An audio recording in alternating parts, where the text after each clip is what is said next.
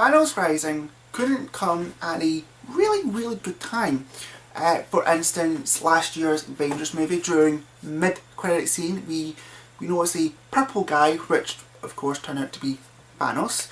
And then obviously with the Infinity title, Thanos is the sort of main villain for that, and obviously was shown in the free comic book day Infinity as well, blah blah blah.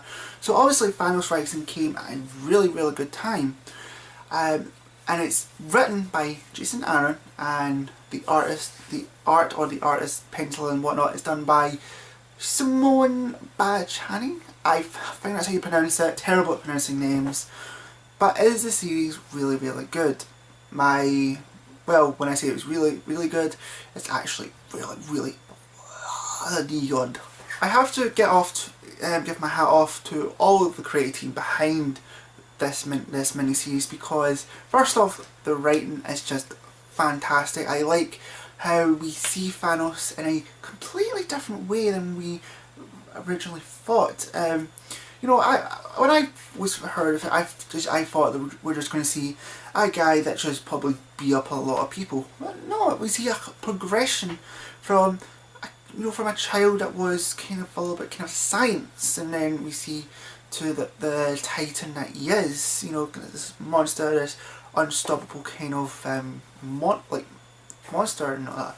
And what really helps correspond to all this is the art, and the art is actually really good. And although sometimes it can be a wee bit messy, but when it comes to like some really good detail and try and give that sort of emotion through it, yes, it's fantastic. And one thing I will also say, while this is kind of a sort of origin story for Thanos, there's some things that he does, or he has done, that we've never really even heard of, or even I've heard of personally, and I'll get to that in a moment.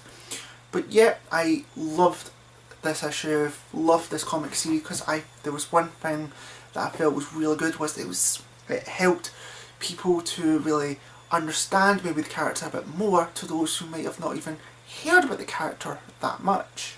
And what do I mean by that? Well, me personally, I only know Thanos kind of limit, like really small amount. Like, I know he was in a couple of video games, like namely Marvel Superheroes and Marvel vs. Capcom 2. I know he was in the Silver Surfer cartoon.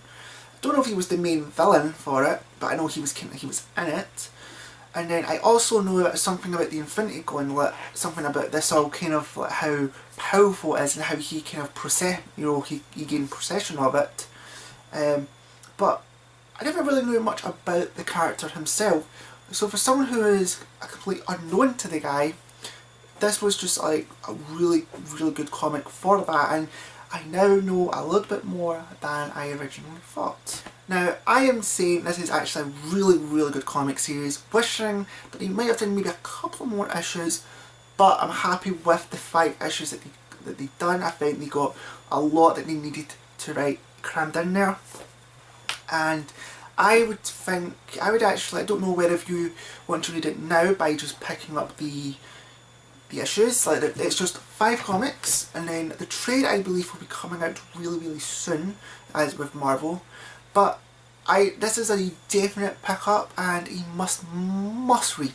But we've come to that end of the video where I ask you, what do you think of it? Like, did you like it? Did you hate it? Did you love it? Did you despise it even? Feel free to like, comment on it, maybe even dislike, and if you feel ever so generous, subscribe maybe. I will leave you with a couple of links in here. I'll leave you a link to a new series that I've done called The Problem, where I'm telling about the problem with certain aspects that have happened or came about in either media, comic, films, literally anything. And the first episode is about little old dear Miley Cyrus. And I'll leave you a link to Age of Ultron, because it helps to explain, it gets you a little bit jumped into Infinity a wee bit. And other than that, I will see you guys later. Main series come out, because he's the main sort of protagonist for it in a way. So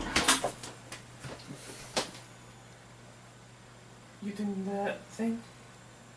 Sorry.